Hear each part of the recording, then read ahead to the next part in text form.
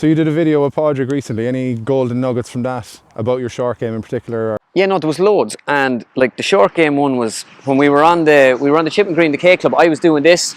I was coming inside and doing that, and he was like, you know, if you could do that with your driver, if you could come inside and then come out, that'd be great. We were chatting about in the car park. You're doing the opposite of what you should be for both. So he says, when you're chipping now, it's like bring it up, you know, just steep.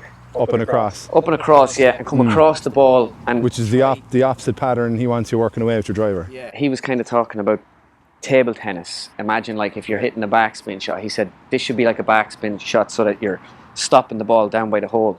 Instead of like, mine would always run out. Yeah. So I'd like chip a ball to like the middle of the green there and hopefully it'll stop down there. But then with this, hopefully this works out. Weight forward. Yeah, that's lovely. You're getting a lovely strike. So this is a massive part of things, right? So can you, like no ball, can you demonstrate or exaggerate your feel with your full swing versus your feel with your short game swing? So you talked about your feel there with your short game swing. Yeah. So can you exaggerate the feel with your full swing? With my full swing, yeah. So the big thing for me was like... So the miss for you was a slice? It was a slice, and when I was coming up to here, I was like swinging across everything just like that from the top. Yeah. Sort of like casting all the time. Yeah. And until I understood about bringing the club back to here, dropping the hands like, you know, into the pocket. Yeah. And then swinging out, everything was going much longer for me. And then there were just much better strikes. I was hitting it out the centre a lot, and I was getting, especially my driver. So when I step up, like my feel, even the lads will like laugh at it sometimes. I could totally exaggerate when I go back up to here and nearly stop. And then I'm like, like that. Yeah. But it's like just improved my driving so much. Yeah. And a lot of my 4-iron and 5-iron, like my 4-iron would have went, I was getting like a carry about 165 with it, but my 7 would be 150. So I was like, it doesn't make sense from a 7 to a 4. So there's a big leak there. Like. So when I was with the longer clubs, I was coming up to here. Yeah, I was casting. So the club head, I suppose, was fastest here. Yeah. And I was losing club head speed there. Yeah, you're compensating then through the ball to do something. So then by kind of like stopping and just, it's literally like controlling my backswing. Like Corey's over there, Corey Doherty. So he was the one, he was kind of telling me from the first day we started working, he was like, you're doing this, like you're just pulling from here. It took me a while to get that. Yeah. And then obviously Harrington was telling me, when you're swinging, just imagine you're swinging this way. And it was a kind of combination of those two that I was, instead I would just throw my arms back and disconnect. Into your, and then, And now it's like doing that. I was feeling like sometimes you can pause and let it just get oily or soft. You know, and let it, like if we were to literally throw a club there would be a point in time where it would get soft. Like you're not gonna like throw it that way. Yeah, if you're throwing a hurt, like you don't, you know, there's javelin throwers. There's a separation before it's left. Like you're not like firing it. Yeah. And like go up to the top of your swing there for a second. So like when I'm trying to get this across to people, like, you know, friends or whatever, and I go right and hit now, hit. Yeah, so that's lovely and soft, whereas the previous fault would be all in my hand. Like, completely, you know what I mean? Yeah. And it's instead like dropping it this way. And I seen Sergio there was a video of Sergio, I think Live Golf had it up the other day, but it was like Guess the Golfer. Yeah, so you see the track of his downswing? Oh my God, yeah. So when you're actually ignoring who it is, and you're just seeing the actual swing, it's unbelievably, you'd nearly think it's exaggerated, where it comes up here. You know the way, obviously Matt Wolf has this mad kind of crazy swing, but Sergio's is up here and then just how much it comes down.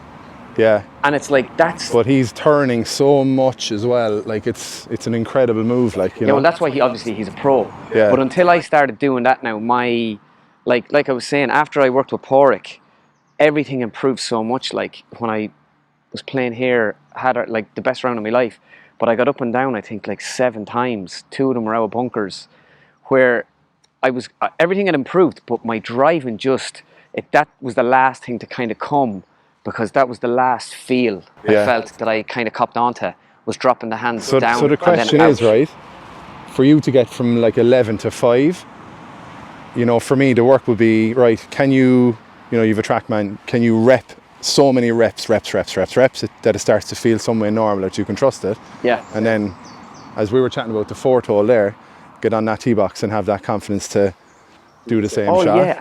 That's the win, like. And there's a couple of like targets I have here. So the 4th, I've always wanted to get down the hill. Yeah. So I've never been long enough to get down the hill. And the last 2 occasions I've played here, I've got down the hill. Yeah. But now it's still such a dangerous hole that you wouldn't take it on in 2, because if you're left or right, you're kind of dead. It's tough So you're still, but at least you're hitting a 7-iron up there instead of I was hitting a 3-wood then up to close to the bunker. But this hole here, the 10th. Yeah, another good one. I want to get down the slope as well? slope here, because it's a par 4. It's a very long par 4, but for me it's like it's a par 5. If you don't get down the slope, like you're just pretty much hoping that you can get a 3-wood or a hybrid down close to the green and get up and down. Yeah. But it just makes such a difference if you can like lengthen your drive. You know, if you can get a drive that's 250 and just get it to hit that slope and go down, all of a sudden you're hitting 7-iron in there. Yeah, it's a big and game just gives changer, you a chance of getting a par or birdie. So I suppose the feel gets your smash up, gets your ball speed up. That's the win there, because you're patting your face, everything neutralizes, and as opposed to that's a massive power leak move that people find very hard to get out of. Like, yeah, and to be fair, like when Gary gave me the TrackMan, and I've really started using it the last couple of weeks, how important the TrackMan is just for those numbers. Now I know everyone doesn't have a TrackMan, but a lot of ranges do have them. It's so worth going there and just knowing those numbers, what they should be, because the ball speed thing was a big thing for me. Yeah. That was the first thing that popped up on the screen. That's what I'm looking at. I'm going, oh yeah. And you know by the way you hit it, you're like, that felt great, or the sound it'll hit the screen. So it's the feedback, and you can look at the number, and let's say you're in tune with your swing direction and your path as well, and your face angle and all that stuff working together. Yeah. Like the TrackMan feedback is unbelievable for that, because you can say, right, hit the shot, feel it. If you're a camera person, see it, and then look at the numbers and say, right, that all matches up. Yeah. And can I actually bank that and bring it to, let's say, the 4T or the 10T and go yeah, from there, and it's feel. And that was one thing Porrick said to me. He was like, when you're playing golf on the course, you have to worry about where the ball is. But he goes, if you're like using the simulator, you're on the range, it's the feel. Yeah, it's just feeling that good shot. He said, don't mind if it goes left or whatever. And for a couple of weeks there, like, and it is true, you know, when you change something, you kind of do maybe get a bit worse. Yeah, you do for a while. Yeah, I was thinking I was getting worse. But I still knew I was like, so much more has improved. And it was just the longer clubs from like 5 to my driver had gotten a bit worse. I was longer with them, but they were just a little bit all over the place. But when I just started, I just kept, it was reps on the TrackMan really. Yeah. And I got that feel. It's the DNA of the shot. Like Billy holding the camera here, we were playing recently. He hit a big high snap hook out of bounds, and I was like, Jesus, Billy, it was the best shot I've ever seen you hit, like, because there was more heat on it, better flight, better DNA, and that feel that we're working on then, he has to take forward and trust, you know what I mean? Yeah. And that's where people, they get so uncomfortable, they say, no, I'm going back to default, and they never improve. Yeah, they just want to hit it straight. And when I was on the range with Porrick, I was hitting a couple of them left. I was like, one or two of them were going miles left, and I was like, no, wait, I'll get this one now. And I was hitting a 7-iron or whatever, and then I hit it straight down the middle. He was like, miss hit. I'm like, I was like, do you not like that one? He goes, no, that's your miss hit. He goes, you think your good shots are good shots. They're your bad shots. Yeah. And your good ones that are going way out left, they're your bad ones that are you think are bad. Yeah. They're your good ones. And he said, you just need to straighten up. That's the shot you need, and you need it to go that way. Yeah. So he's like, what do you do to get, you've got to start aiming properly or whatever. And the big thing was me, or even I'd come across and flip it out this way. And it was more just keeping a longer swing. Obviously, he was telling me to go and use a slope for doing that, which is, it's kind of a hard thing to find, a slope. Where you can rip a driver off a slope. Yeah. There's no real slopes around here I can do that. But it was to get that kind of feel. Yeah. To get to start hitting it out that way instead of me coming across it and hitting the ball there. It's now hitting it there. Yeah. Like even the par 3s here. Yeah, they're good strong holes. Like, yeah, especially on the front. They're shorter on the back, but on the front, like, you know, I'm hitting a 4-iron, and now like if I'm on the 5th, maybe I'm hitting a 7-iron on it. Yeah. It just makes it that much easier for you, you know. Yeah.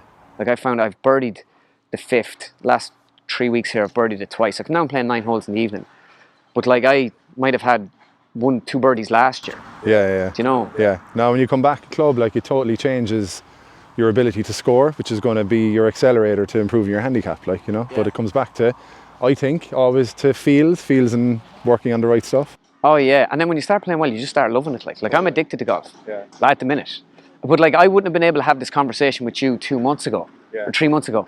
I've just learned so much from just hitting balls, and obviously, like, when Porrick was teaching me some of the stuff out of the bunker, I always think like, 2 inches behind the ball, don't ever. And he's like, no, it's good sometimes to like clip the ball a little bit, like you want to get a certain sound. Yeah. So it's just a different shot. But now I feel like instead of like like my father always says, don't have ambition in the bunker. So just get it out there. Just get it out, yeah. And Porrick is like, no, you can get though. up and down. Yeah. And it's just different. And I feel when I go into bunkers now, like the 18th here has changed. There was water in the front, but now it's just bunkers. But before, I wouldn't dare go into a bunker for fear of coming out of it. So I lay up. But now, like, I'll hit my 3-wood from the fairway to get, like, it might go onto the green. If it doesn't, it'll go into a bunker. Which will free you up more on the 3-wood shot. Yeah. If you're not bothered about the outcome up here, like. I don't see it as big trouble anymore.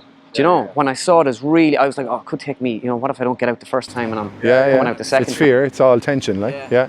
No, it's interesting because it, like, I suppose what I love about doing the What's the Feel videos is you're getting feedback from fellow players and friends, like, about what they're conscious of. And like your chipping technique, I asked you about strike, you were like, not really. Once I have my weight forward, I flow and I move left. That's an insurance or a system then for you that you just get up and do. Yeah, and I kind of feel I haven't really bladed any of them. Like, one more, come on. One more. The pressure. I'm within 3 feet down there, aren't I? Yeah. Just inside So that. similar, yeah. So just inside that. All right, again. So I kind of step up, open the club face a bit, weight left. And yeah, I kind of just accelerate through it just to get it up there. Try to get some spin on it. Lovely. This could be the one. Oh my God!